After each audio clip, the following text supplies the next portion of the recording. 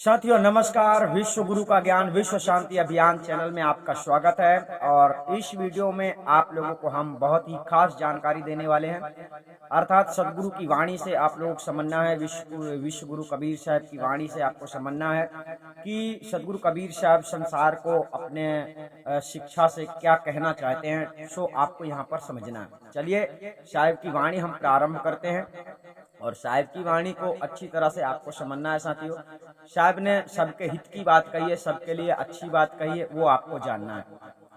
होता क्या है साथियों, जब आपका जन्म होता है इसके पहले और जन्म होने तक भी आपको पता नहीं चलता है मैं क्या हूँ क्या नहीं, है ना। वो तो साल 2 साल 3 साल बाद आपको पता चलता है मैं लड़का हूँ जो भी हूँ।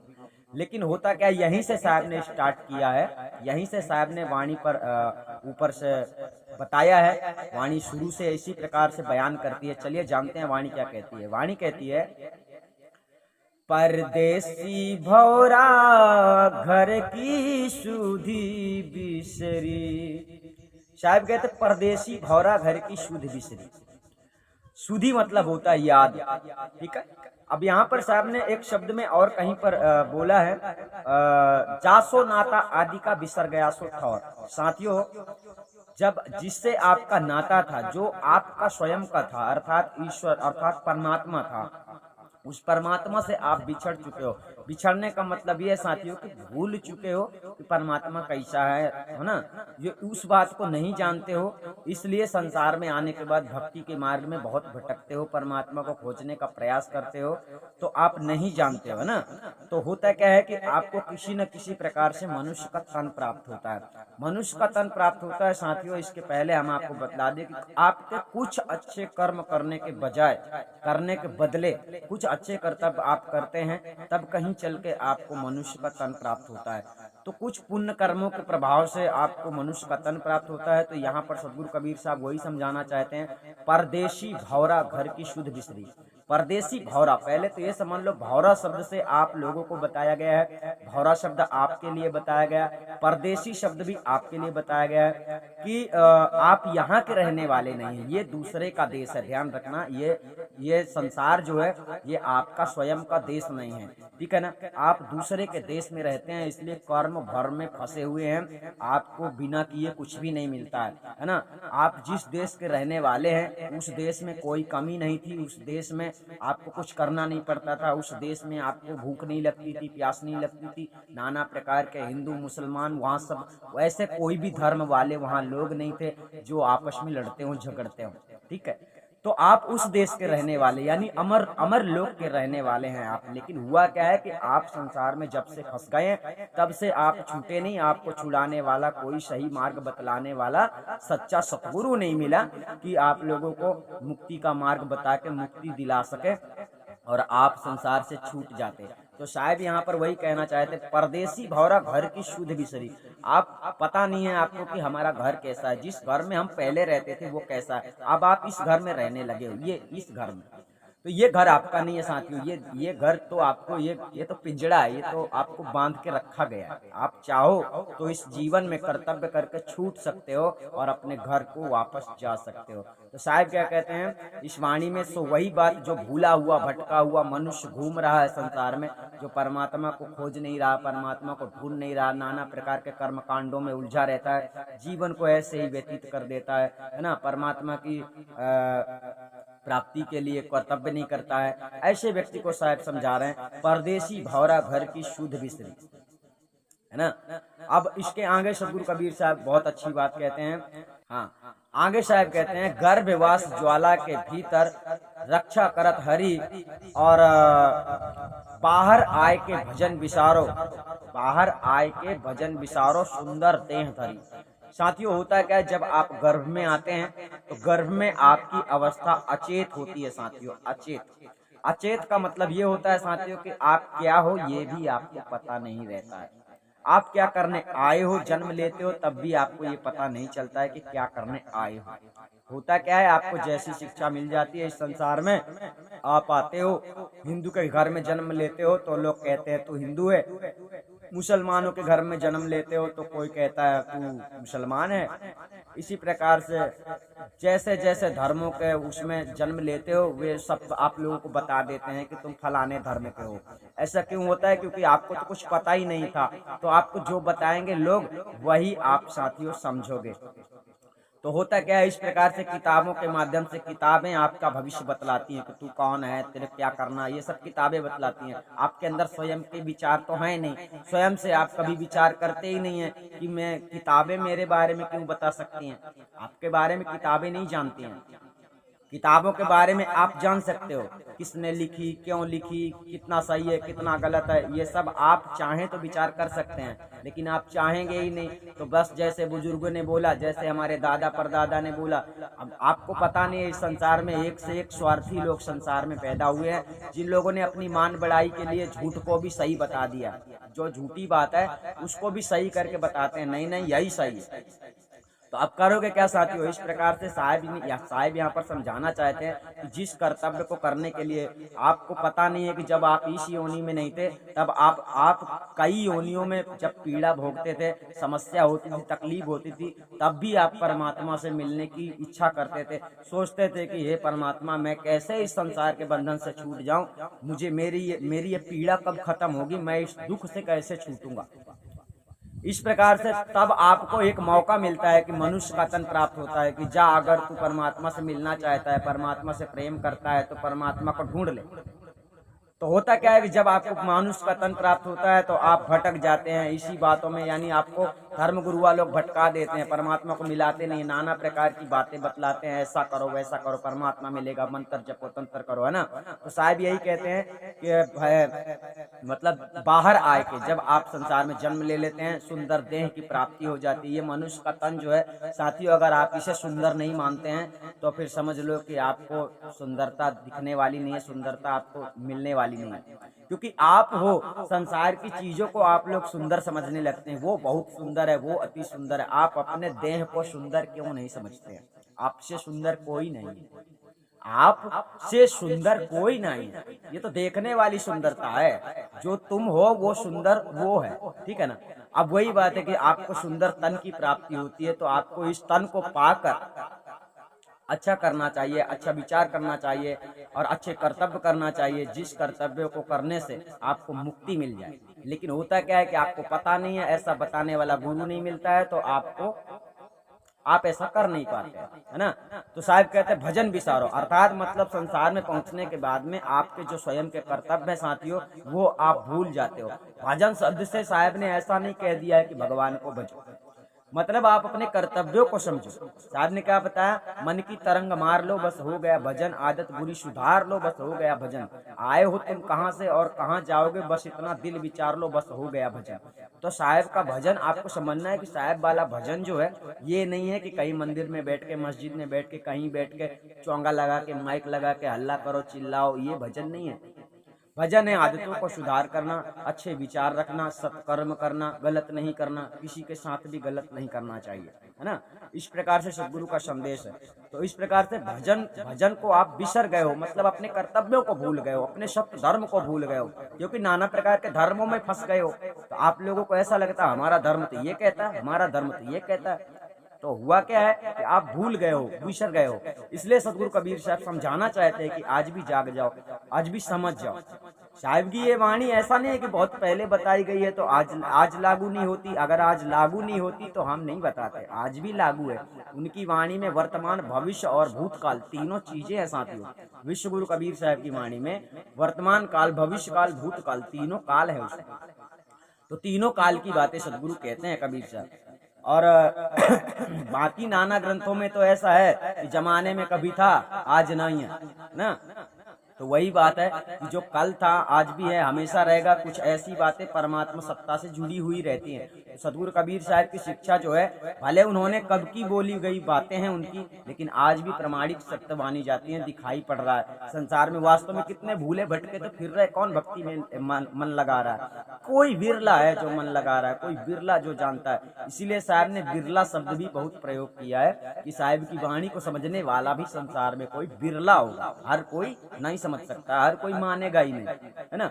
इस प्रकार से साहब संदेश में समझाना चाहते हैं कि जन्म लेने के बाद आप संसार में उसे भूल जाते हो कि मैं भक्ति करने आया हूँ, ये भूल जाते हो, मानते ही नहीं हो। कोई कैसा कुछ कह दिया, भाई सत्य को समझो, सत्य को मानो, सत्य के मार्ग पे चलो, सत्य के मार्ग में चलोगे तब मुक्ति मिल सकती है, तब जीवन सार्थक हो सकता है। ऐसा बताने वाला कोई व्यक्ति मिलता नहीं है। नाना प्रकार के प्रपंच बतलाने वाला मिलता है तो आप प्रपंच में पड़े रहते हैं, है ना। कोई किसी का फैक्ट्री हो गया तो फैक्ट्री में ही खोया हुआ है, मैं तो फैक्ट्री का मालिक हो गया, अब मुझे क्या गुरु बनाना है, मुझे तो सारा सुख मिल रहा है। ये सुख यहीं बस का है, ये सुख खत्म हो जाएगा और फिर क्या होगा ये तो मान लो कि साहब ने सब कुछ बताया ही है, इसी वाणी में बतलाया। चलिए, भक्ति नहीं करते हो, लापरवाही करते हो, भजन नहीं करते, आदतें नहीं सुधारते, बुराइयों से परे नहीं होते हो, सतगुरु की तलाश नहीं करते, सतगुरु की शरण में नहीं जाते, तो फिर होता क्या है आगे ये भी जान, ठीक है।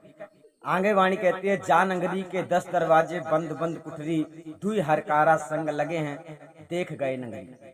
साथियों, इस नगरी की बात चल रही, इस कोठे की, इस घर की बात चल रही है। ये आपका घर है, ये आपका नगर है, ये आपका शहर है। इस घर के जो है तो 10 दरवाजे हैं। जी हाँ, 10 दरवाजे आप गिनती कर सकते हैं। आपको गिनती करना आपको पता ही होगा, 10 दरवाजे कोई बड़ी बात नहीं है, बहुत सहज बात है, परंतु आपको सिर्फ यहाँ पर समझ लेना है। आप 10 दरवाजे कौन कौन से होते हैं यूट्यूब में सर्च कर लेना, ठीक है ना। यहाँ पर हम बता नहीं सकते क्योंकि ज्यादा लंबी वीडियो हो सकती है। तो या नगरी के 10 दरवाजे, 10 दरवाजे साथियों आत्मा के निकलने की बात होती है। इन्हीं दरवाजों से आत्माएं निकलती हैं, अर्थात इस शरीर से आजाद होती हैं, इन 10 दरवाजों से।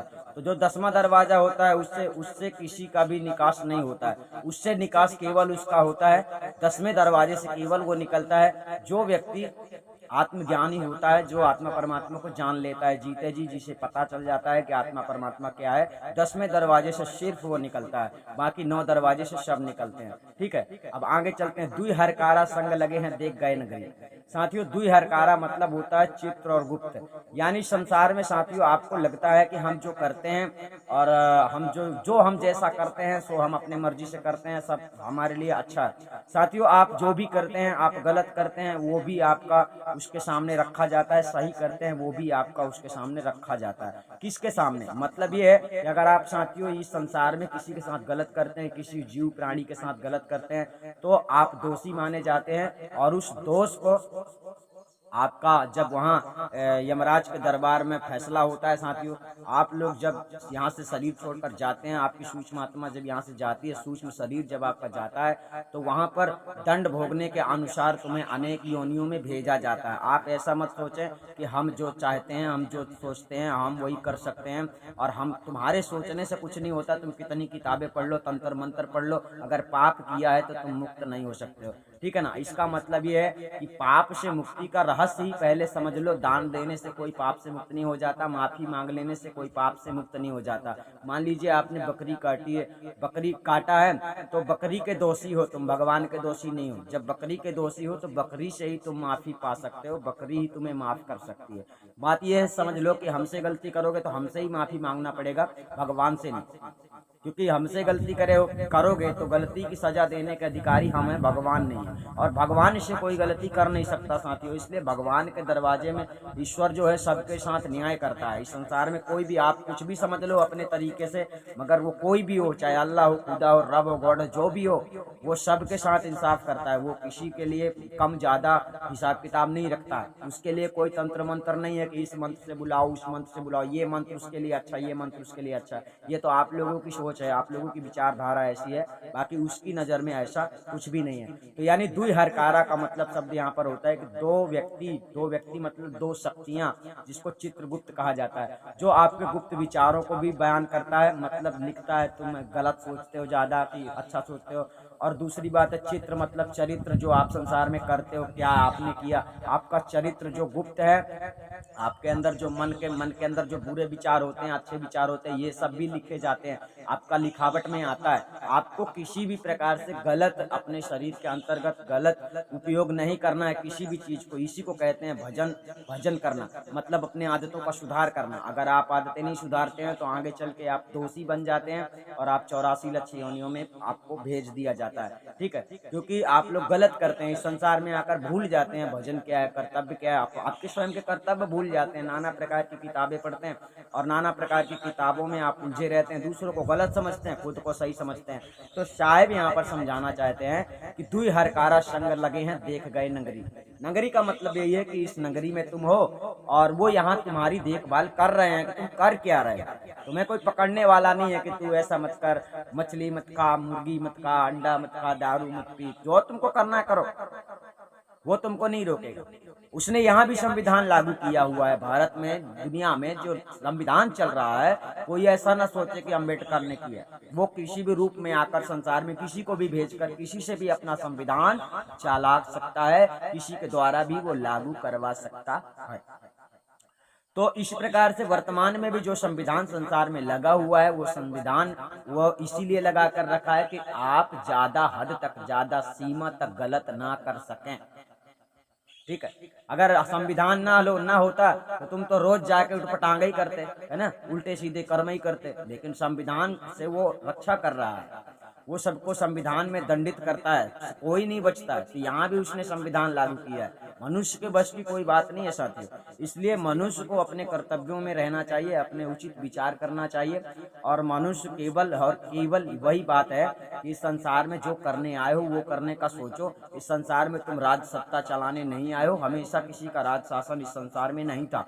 राज शासन आज कोई और बैठा है तो कल कोई और बैठेगा, ऐसा बदलता ही रहता है। ये बदलता आया है, कितने लोग चले गए, है ना। तो इसलिए अपने शरीर से अहंकार को खत्म करके, नष्ट करके याद करना चाहिए कि मैं इस संसार में क्यों आया हूँ। इसलिए साहब कहते हैं परदेसी भौरा घर की शुद्ध बिसरी, है ना।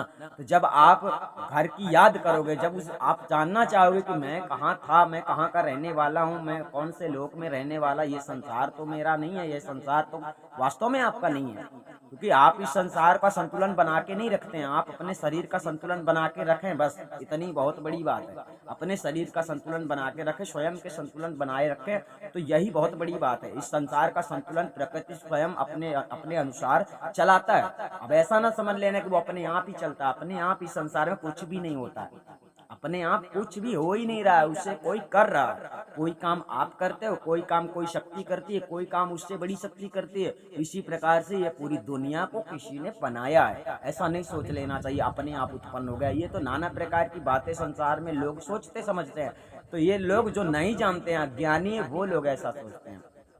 अर्थात आप दुई हरकारा संग लगे हैं देख गए नगरी। इसका मतलब ये है साथियों कि आप ये मत समझो कि मुझे कोई देख नहीं रहा है। आपकी देखभाल हो रही है। आप क्या कर रहे हो, आप सब कुछ उसकी नजर में ही कर रहे हो, उससे छुप के कुछ भी नहीं कर सकते हो। ठीक है, अब आगे चलते हैं साहिब वाणी में। आगे क्या कहते हैं, आगे साहिब का शब्द कहता है, सदगुरु कबीर साहब कहते हैं, भाइयों फरारी तुम साहिब से मोह कोट पकड़ी, जब जम राजा जब दूत पठावे कौन गैल पकड़ी। ठीक है ना, यहाँ पर बढ़िया से समझना। साहिब कहना चाहते हैं भयो फरारी तुम साहिब से मोह कोट पकड़ी। साहिब का मतलब यहाँ पर शब्द इसलिए समझा दिया गया है। साहिब शब्द साथियों एक महाचेतन सतपुरुष परमात्मा के लिए है, जो अमर लोक स्थान की बात संकेत कर रहा है। साहिब शब्द अमर लोक का है, अर्थात आप अमर लोक के निवासी हैं, अमर लोक में रहने वाले थे। आप अजरो अमर हैं साथियों, आत्मा अजरो अमर है। ये जो आप सूक्ष्म जीव को देखा करते हैं, ये अजरो अमर नहीं, ये तो नकली कपड़ा है, ये शक्ति स्वरूपी कपड़ा है जो आपको दिया जाता है इस संसार में। ठीक है, ये सब कुछ नकली है। आपका असली जो स्वरूप है, आपका असली जो रूप है, और मतलब आप जो असली हो, उसे कोई नहीं मार सकता है। परंतु फर्क क्या है साथियों कि आप लोग अपनी जगह में नहीं जा पा रहे हो, अपने अमरलोक स्थान में नहीं जा पा रहे। साहब ने वहां से बताया ना कि परदेसी भौरा घर की शुद्ध बिसरी, अर्थात आप अमरलोक के बारे में नहीं जानते हो, अमरलोक स्थान से बिछड़ गए हो, आपके अंदर अज्ञानता भर गई है, आप गलत कामना, आपके अंदर जो कामनाएं होती हैं, इच्छा होती हैं, वासनाएं होती हैं, इस प्रकार से आप उलझ चुके हो बुरी तरह से। तो साहिब कहना चाहते हैं भाइयों फरारी तुम साहिब से। अब संसार में आप आते हो तो आपको साहिब की भक्ति ढूंढना चाहिए, साहिब को पाने के लिए जतन करना चाहिए। ठीक है भाइयों फरारी। तो अब जब तुम परमात्मा की भक्ति नहीं कर रहे, मान लो विश्व गुरु कबीर साहब का ज्ञान अभी तक आपने नहीं सुना था, लेकिन अगर आपने आज सुन लिया है तो आज भी आपको समझना चाहिए। साहिब क्या कहते हैं, भाइयों फरारी तुम साहिब से मोह कोट पकड़ी, अर्थात आपके अंतर्गत मोह लोभ ऐसी कोई बात जब रहती है, आप कहीं और मोहित हो जाते हो, किसी और देवी देवता को समझते हो यही हमारा भगवान है, यही हमारा प्रभु है, यही हमारा मालिक है। तो साहिब का मालिक कोई नहीं है संसार में, ध्यान रखना, साहिब स्वयं सत्ता है। ठीक है, तो ये बातें करने का विषय नहीं है, ये आप जब जानोगे तब आपको पता चलेगा। जानकारी जब आपको दी जाएगी, और आपको जानकारी कौन देता है? सच्चा सतगुरु। अगर तुम आदि अनादि मुक्ति पंथ में जुड़ जाते हो, सत्य धर्म में जुड़ जाते हो, तो एक बार उस साहिब से मिलने का अवसर आपको प्राप्त हो जाता है। उस साहिब को आप जिस समय देखोगे ना, वो अगम अपार अविनाशी है, अनादि है, ठीक है ना। तो उसे आप जीते जी जान सकते हो, प्राप्त कर सकते हो, परंतु उसको प्राप्त आप तभी कर पाएंगे जब आपके अंदर वो लगन होगी परमात्मा से। बातें करने से नहीं, मुझे देखना है तो दिखा दो, ऐसा नहीं। आपके अंदर लगन होनी चाहिए, उसे पाने की समर्पण भावना होनी चाहिए, भक्ति होनी चाहिए, प्रेम होना चाहिए उसके प्रति, तब आपको उसको दिखाया जाता है। उसे आप 3 सेकंड में देख सकते हैं जब गुरु आपको दिखाता है, मात्र 3 सेकंड में। पर होता क्या है कि असली गुरु आपको मिलता नहीं, सच्चा सतगुरु आपको मिलता नहीं। सच्चा सतगुरु कबीर साहब ने जिस प्रकार से ज्ञान दिया है, उसी ज्ञान के अनुसार आप लोगों को इस चैनल में ज्ञान मिल रहा है। तो अर्थात उन्होंने ढूंढने की बात नहीं की है, तंत्र मंत्र जपने की बात नहीं की, योग समाधि लगाने की बात नहीं की। उन्होंने तो आत्मा परमात्मा का स्वरूप ज्ञान करवाया था विश्व गुरु कबीर साहब ने। इसलिए सब लोगों ने आपको धोखे में रखा, लेकिन विश्व गुरु कबीर साहब ने किसी को भी धोखे में नहीं रखा। अब आप सदगुरु कबीर साहब की बात को ना समझे तो बात फिर अलग है, निराली है। आप फिर जैसा समझें वैसा करें, ठीक है ना। तो सदगुरु कबीर साहब ने क्या बोला? भयो फरारी तुम साहेब से मोह कोट पकड़ी। अर्थात संसार में मोहित होकर, आप संसार के नाना प्रकार के देवी देवताओं में मोहित होकर, मनुष्यों में मोहित होकर, धन दौलत में मोहित होकर, और इसी संसार में फंसे रहते हैं, छूटते नहीं। तो साहब कहते हैं जब जमराजा दूत पठावे कौन गैल पकड़ी। अर्थात जब आपके शरीर से छुट्टी होगी, इस शरीर से आपको निकाला जाएगा, निकाल कर आपको ले जाया जाएगा यमराज के दरबार में, तब साहब कह रहे तू कौन सी गैल पकड़ेगा? अर्थात किस रास्ते से भाग जाएगा, कहाँ भाग जाएगा। अर्थात ये आपको लगता है आप रहते जीते जी शरीर में करो जितना घमंड करना है, जितना अभिमान करना है, पाखंड करना है, नाना प्रकार के धर्मों में बड़बड़ करना है, सो करो। परंतु जब वो आएगा, जब वो दूत पठाएगा अपना कि जाओ उसको पकड़ के ले आओ, तब तुम कौन से रास्ते से भागोगे, कहाँ भागोगे, शायद ये बतलाना चाहते हैं। अब क्या है, आप लोग जानते भी नहीं हो, दूसरी बात कोई बताता है तो मानते भी नहीं हो। तो इस प्रकार में होता क्या है, हानि होती है, आपकी हानि होती है। ये संसार को कोई चला रहा है, यहाँ तुम्हें भेजा गया है। ये मत समझ लो कि हम अपने से चले आए, तुम अपने से कुछ नहीं कर सकते, समझे। इसलिए ठीक से थोड़ा समझो वास्तविकता को अच्छी तरह से कि सत्य क्या है ना, सत्य शिक्षा क्या है। सत्य शिक्षा को ग्रहण करोगे, सदगुरु कबीर साहब की शिक्षा को ग्रहण करोगे, तो मान लो आपका बेड़ा पार हो गया। तो चलिए साहिब क्या कहते हैं, भयो फरारी तुम साहिब से मोह कोट पकड़ी, जब जमराजा दूत पठा में कौन गैल पकड़ी। इसका मतलब है कि किस रास्ते से तुम भागोगे, कहाँ चले जाओगे, नहीं जा सकते उससे छूटकर, वो तुम्हें ले जाएगा और निश्चित रूप से उचित दंड देगा आपने जो कर्तव्य किया है। क्या किया है, अगर तुमने गलत किया है तो दंड देगा। भक्ति की है, किसकी भक्ति की है, उसके अनुसार तुमको सजा देगा। जो भी देगा मतलब वो सजा समझ। अब मुक्ति के मार्ग में वैराग हो जाता है, आपका ज्ञान हो जाता है, आपको भक्ति परमात्मा से प्रीत हो जाती है, तो वो भी परमात्मा की भक्ति जब आप करते हैं तो ये भी एक सजा रूप है। जब आपको सजा मिलती है, मतलब कि जब आप यहाँ से जाते हैं तब आपको साथियों छोड़ दिया जाता है कि जा, तू तो इस संसार से मुक्त हो गया, तू तो इस संसार में रहना नहीं चाहता, तूने तो परमात्मा की भक्ति की है, तूने तो अजर अमर अविनाशी का घर प्राप्त कर लिया है, जानने लगे हो। वही बात है कि जब तुम जानने लगोगे ना तो तुम्हें वो जाने देगा। अभी बात क्या है कि आप जानते नहीं हो कि मुक्ति का स्थान क्या है, मुक्ति होने के बाद हम कहाँ रहेंगे, कैसे रहेंगे, हम कौन है, ये सब कुछ आप नहीं जानते हो। तो मुक्ति की कल्पना ही नहीं हो सकती। तुम कितना ही भक्ति कर लो, तुम जाओगे तो क्या बोलोगे। मान लो यहाँ से आपको ले जाया जाता है, आप भक्ति ही करते हो, तो आपको किसी ने आपको वो बोलेगा दरबार में कि किसकी भक्ति करते थे। अब क्या है कि आप जानते ही नहीं हो किसकी भक्ति में कर रहा हूँ, बस किसी ने कह दिया खपड़िया में ध्यान लगाओ तो आप ध्यान लगाते हैं। तो आपने प्रकाश देखा था, आपने सोच लिया प्रकाश, तो प्रकाश तो आपको यहाँ भी दिखता है, सूर्य का प्रकाश दिखता है, तो ये परमात्मा है। इसमें तुम बैठ पाओगे, कैसे बैठ पाओगे, तुम हो कौन, बात ये चल रही। तो आप सब लोग जानते नहीं है कि मैं कौन हूँ, और भक्ति करते हैं, मरने के बाद वहां जाऊंगा। आप मरने के बाद का शरीर आपको पता है कैसा है, मरने के बाद आपके दोनों कपड़े छूट जाएंगे, ये शरीर भी छूट जाएगा और वो सूक्ष्म शरीर भी आपको छुड़ा लिया जाएगा। ये सूक्ष्म शरीर वहां तक जाएगा जहां यमराज का दरबार है। यमराज के दरबार के आगे सूक्ष्म शरीर नहीं जाएगा, वहां ये कपड़ा भी ले लिया जाता है। अब बचता है एक चेतना, वो चेतना बचती है। अब वो चेतना बचती है तो चेतना कहाँ जाएगी? चेतना को पता ही नहीं है। अगर आप जीते जी चेतना को जान लेते हैं कि चेतना कौन है, तो चेतना अपनी दुनिया में चली जाती है, वरना फिर दूसरा कोई रास्ता नहीं है ना। तो साथियों, इस प्रकार से सदगुरु कबीर साहब समझाना चाहते हैं। चलो आगे वाणी में क्या कहते हैं वो भी जान लेते हैं। आगे वाणी कहती है, बांध के जमपुर मारे जइयो बनी बात बिगड़ी, कहें कबीर सुनो भाई साधो 84 में बांट पड़ी। अब इसको अच्छी तरह समझ लो कि आप लोग इस संसार में 84 से छूटने के लिए मनुष्य का तन प्राप्त करते हैं। नीचे साहब की वाणी कहती है, कहाँ कबीर सुनो भाई साधो 84 में बांट पड़ी, है ना। अब साहब ऊपर कहते हैं, बांध के जमपुर मारे जइयो बनी बात बिगड़ी।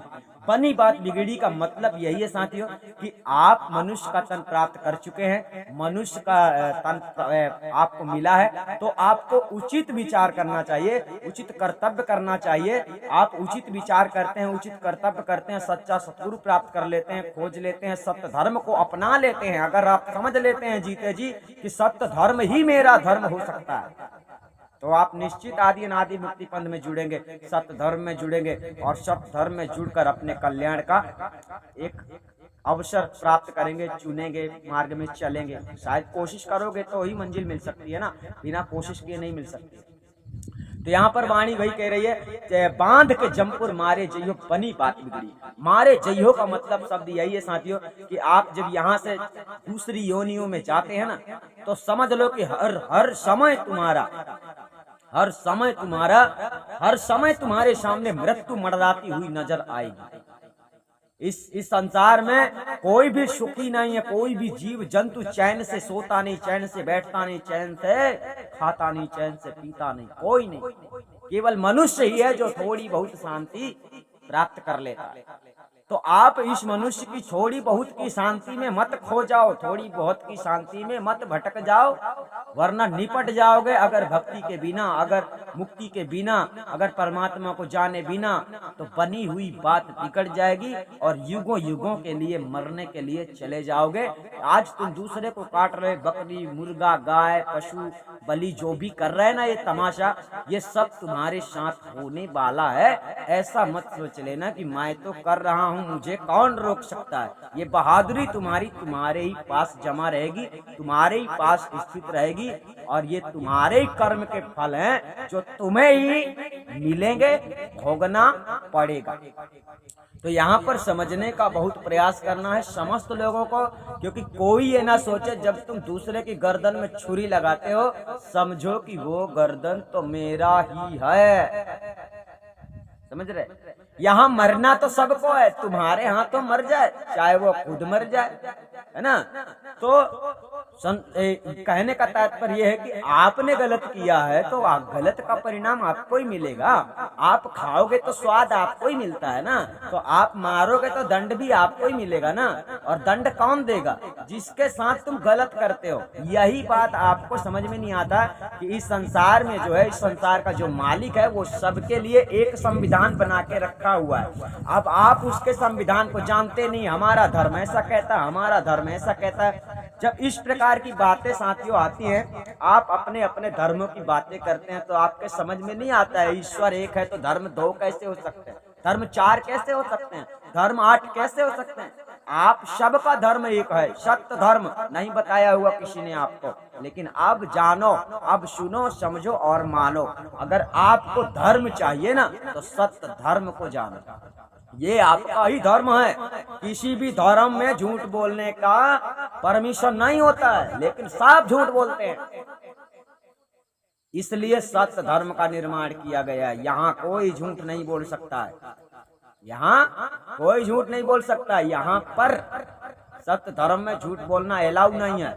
इसलिए आपके धर्म को समझो। अगर मुक्ति के मार्ग में चलते हो तो वैसे जीवन जीने के लिए तो सब जीते हैं, जियो, मौज करो।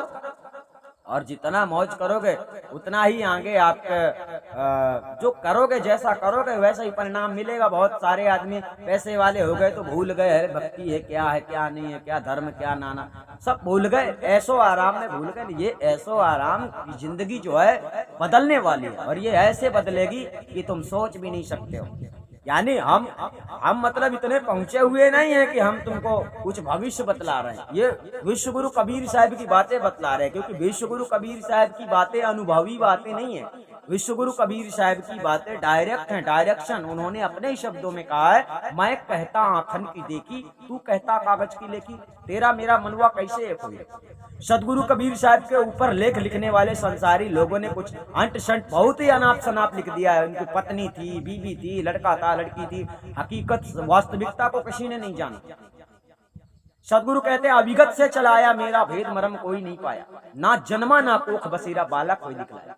उसका जन्म नहीं हुआ, उसने कोख में गर्भ में वास नहीं किया, और उसने किताबें नहीं पढ़ी, उसने कलम नहीं उठाई, लेकिन सारे संसार को उन्होंने ज्ञान दिया। तो इतना भी लोगों को समझ में नहीं आया कि आखिर कबीर होगा कौन। आज भी कबीर का प्रकट दिवस मनाते हैं, जाकर देख लेना, सुन लेना, कबीर का प्रकट दिवस कब मनाया जाता है। कबीर प्रकट हुए थे। तो कबीर वर्तमान में कलयुग का नाम है कबीर, जो चारों युगों से आते आते समझाता गया, हमेशा किसी ने ध्यान नहीं दिया।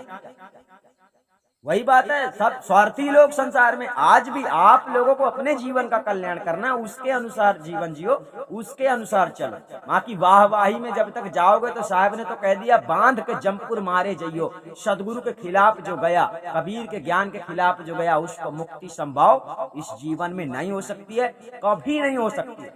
ठीक है, इसीलिए बताया गया। तो सदगुरु कबीर साहब कहते हैं, बांध के जमपुर मारे जइयो, बनी बात बिगड़ी। यानी साथियों, अगर चाहो तो आप इस जीवन में अपना काम पूरा कर सकते हो, बन सकती है बात, बिगड़ने से बचा लो, नहीं तो बिगड़ ही जाएगी। आप मनमानी करोगे तो, याद नहीं करोगे तो परमात्मा को खोजोगे नहीं तो परमात्मा को पाओगे नहीं।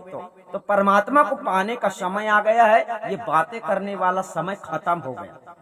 अब परमात्मा को तुम नहीं पा सकते, इसका मतलब ये है कि तुम्हारा परमात्मा से लगन नहीं है, तुम्हारी परमात्मा से प्रीत नहीं है, क्योंकि तुम्हारी जांच पड़ताल होती है आदि अनादि मुक्ति पंथ में कि तुम परमात्मा को चाहते हो या नहीं, परमात्मा में समर्पण हो या नहीं। अगर नहीं हो तो भी पता चल जाता है, तो आप मिलते हुए भी नहीं मिल पाते हो। मतलब वही है कि जांच पड़ताल में आप फेल हो जाते हैं। मतलब पूरी दुनिया के लोग ऐसे, हम परमात्मा में समर्पण है, हम परमात्मा के दीवाने।